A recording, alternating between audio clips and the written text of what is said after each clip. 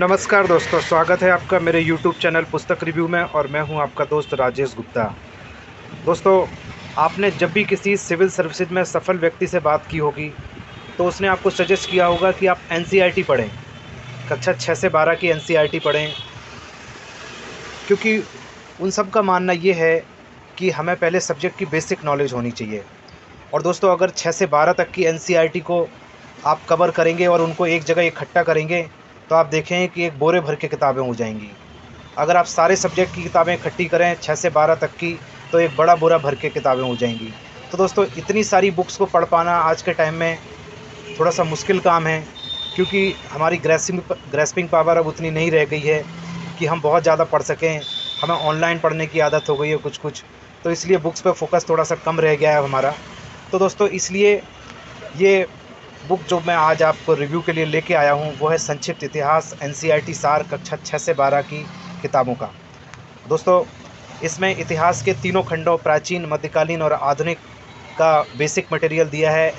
NCERT पे आधारित material दिया है। कक्षा 6 से 12 तक की किताबों को इन्होंने बेस बनाया है और इसके साथ साथ इन्होंने विश्व का इतिहास भी कवर किया है। दोस्तों, इसके राइटर हैं महेश कुमार बर्णवाल। अगर इन राइटर्स की बात करें तो दोस्तों, सिविल सर्विसेज के सफल प्रत्याशी हैं ये। इसके बारे में परिचय आपको बता देता हूँ।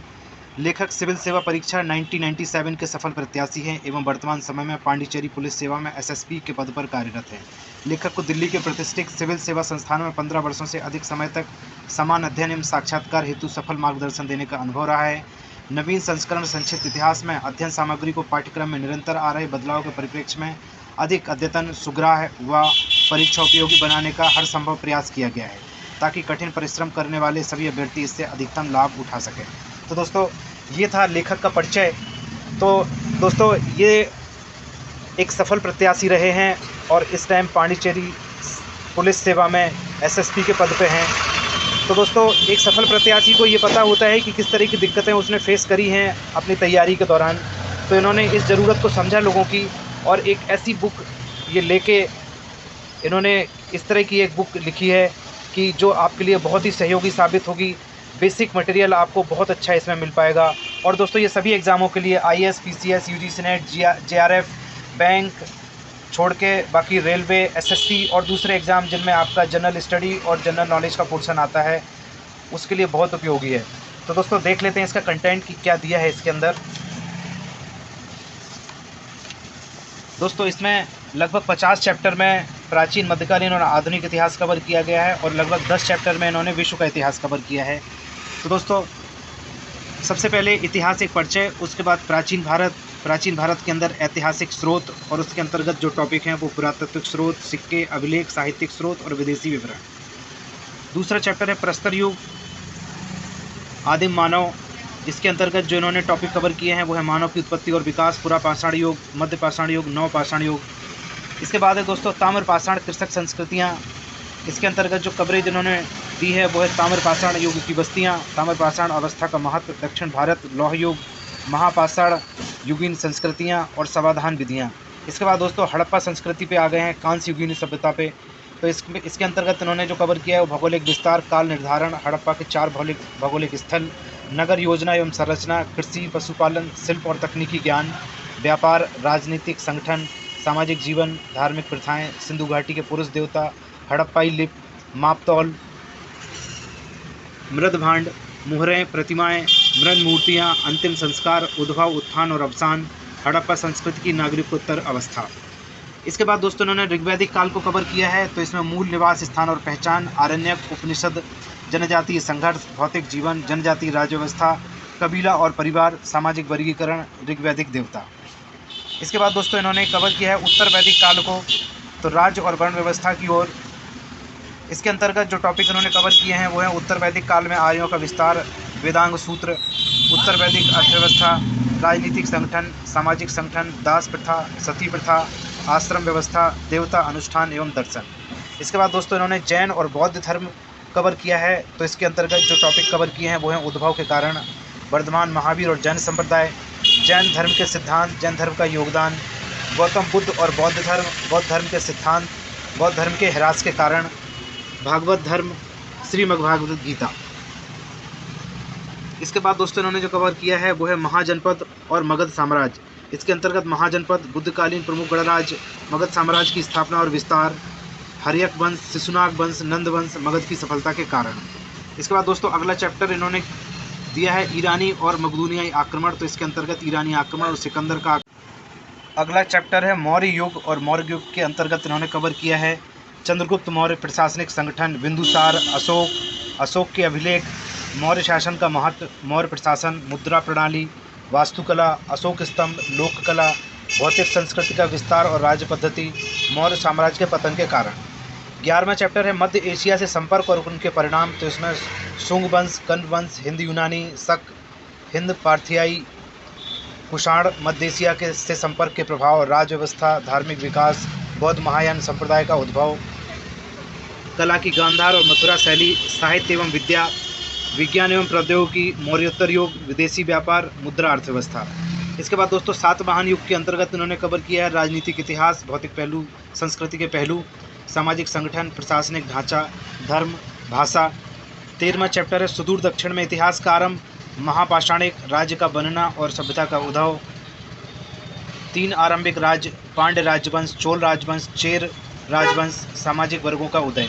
गुप्त साम्राज्य के अंतर्गत इन्होंने कवर किया है श्रीगुप्त, घटोत्कच युग, चंद्रगुप्त प्रथम, चंद्रगुप्त, समुद्रगुप्त, चंद्रगुप्त द्वितीय, स्कंदगुप्त के उत्तराधिकारी, गुप्त साम्राज्य का पतन, प्रशासन पद्धति, सामाजिक गतिविधि, भागवत संप्रदाय का उद्भव और विकास, साहित्य, विज्ञान और प्रौद्योगिकी। इसके बाद दोस्तों हर्ष और उसका साम्राज्य है। इसके अंतर्गत इन्होंने कवर किया है पुष्यभूति वंश, प्रभाकर वर्धन, राज्यवर्धन, हर्षवर्धन, प्रशासन, बौद्ध धर्म और नालंदा।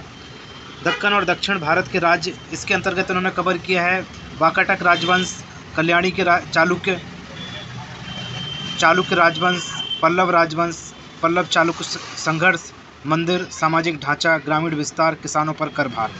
इसके बाद दोस्तों जो चैप्टर है वो है दर्शन का विकास। इसके अंतर्गत इन्होंने कवर किया है सांख्य, न्याय, मीमांसा, योग, वैशेषिक और वेदांत।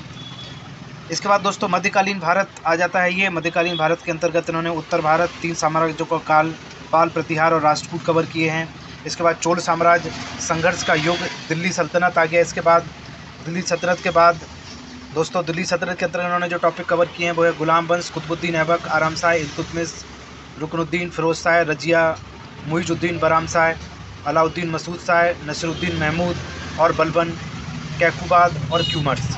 इसके बाद दोस्तों खिलजी वंश। तो खिलजी वंश के अंतर्गत इन्होंने खिलजी वंश और अलाउद्दीन खिलजी, तुगलक वंश, दिल्ली सल्तनत का पतन और विघटन, सैयद वंश। इसके बाद दिल्ली सल्तनत प्रशासनिक, आर्थिक एवं सामाजिक जीवन को इन्होंने प्रस्तुत किया है। तो इसके अंतर्गत केंद्रीय प्रशासन, स्थानीय प्रशासन, आर्थिक और सामाजिक जीवन, व्यापार उद्योग और व्यापारी राज्य का स्वरूप। विजयनगर और बहमनी साम्राज्य, इसके अंतर्गत इन्होंने दिया है विजयनगर साम्राज्य, संगम वंश, सालुब वंश, तुलुब वंश, तालीकोटा का युद्ध, आर्बिड वंश और विजयनगर प्रशासन, बहमनी साम्राज्य और बहमनी साम्राज्य का विभाजन। उत्तर भारत में साम्राज्य के लिए संघर्ष। इसके अंतर्गत पूर्वी भारत, बंगाल, असम और उड़ीसा, सूर्यवंशी गजपति राजवंश, पश्चिमी भारत, गुजरात, मालवा और मेवाड़, पूर्वी और उत्तरी भारत, जौनपुर और कश्मीर। भारत में सांस्कृतिक विकास दिया है दोस्तों। इसके बाद तो ये स्थापत्य, चिश्ती संप्रदाय, फिरदौसिया संप्रदाय, कई संप्रदायों में ये सांस्कृतिक विकास दिखाया गया है। मुगल साम्राज्य दिया है। इसके बाद बाबर, हुमायूं और शेरशाह सूरी का प्रशासन दिया है। यहाँ पे मुगल साम्राज्य का सुदृढ़ीकरण दिया है। इसमें अकबर, बैरम खां की संरक्षता का समय, साम्राज्य का विस्तार, प्रशासन, मनसबदारी पद्धति और सेना, स्थानीय सरकार का गठन, राजपूतों का संबंध, जहांगीर, शाहजहां, औरंगजेब, सिख और पुर्तगाली और अंग्रेज। मुगल प्रशासन है इसके बाद। और इसके बाद जो चैप्टर है वो है मुगलों के दिन, आर्थिक तथा सामाजिक जीवन, मुगल साम्राज्य में सांस्कृतिक और धार्मिक गतिविधियाँ। इसके अंतर्गत स्थापत्य, चित्रकला, भाषा और साहित्य और संगीत दिया है। इसके बाद दोस्तों मराठों का उदय है, विदेशी यात्रा के वृत्तांत हैं। इसके बाद दोस्तों आधुनिक भारत कवर किया है इन्होंने। तो आधुनिक भारत के अंतर्गत यूरोपीय कंपनियों का आगमन, उत्तरवंशी मुगल राजवंश, नवीन राज्यों का उदय, ब्रिटिश संप्रभुता की स्थापना, ब्रिटिश प्रशासन का प्रशासनिक ढांचा और नीतियाँ। मैं आपको जूम करके दिखा रहा हूँ इसके अंदर कौन कौन से टॉपिक इन्होंने कवर किए हैं। ब्रिटिश शासन के विरुद्ध विद्रोह, तो प्रमुख विद्रोह इसमें 1857 का विद्रोह भी है, उसके बारे में डिटेल किया है।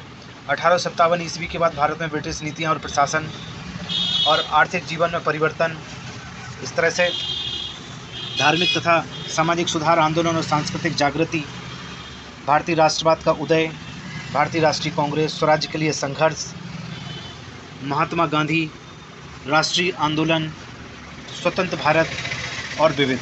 इसके बाद दोस्तों इन्होंने आधुनिक विश्व भी दिया है।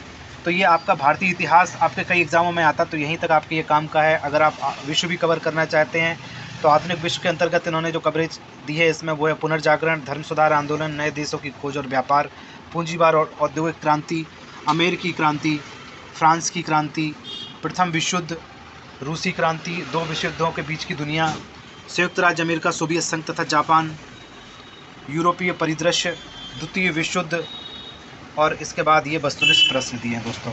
तो इस तरह से इन्होंने पूरा इतिहास, प्राचीन, मध्यकालीन, आधुनिक और विश्व इतिहास कवर किया है इन टॉपिक के अंतर्गत। अब दोस्तों इसकी प्रेजेंटेशन देखें, क्योंकि ये एनसीईआरटी का सार है, बिल्कुल बेसिक किताब है। तो देखिए आप, ऐतिहासिक परिचय के अंतर्गत इन्होंने दिया है इतिहास, प्रागैतिहासिक काल, आद्य ऐतिहासिक काल और ऐतिहासिक काल, ये 3 भागों में बांटा है। इसके बाद दोस्तों इन्हीं तीनों कालों का विभाजन इन्होंने एक ये ट्री बना के किया है यहाँ पे। तो इस तरह से आप देख सकते हैं आधुनिक भारत में, फिर इस तरह से इनकी प्रेजेंटेशन है आधुनिक विश्व। अब दोस्तों ये दिया है प्राचीन भारत, प्राचीन भारत के ऐतिहासिक स्रोत। यहाँ पे देखें प्राचीन भारत का इन्होंने ये कवर किया। यहाँ पे पहले ये इसकी इंडेक्स दे दी है पहले, और उसके बाद इसके ऐतिहासिक स्रोत।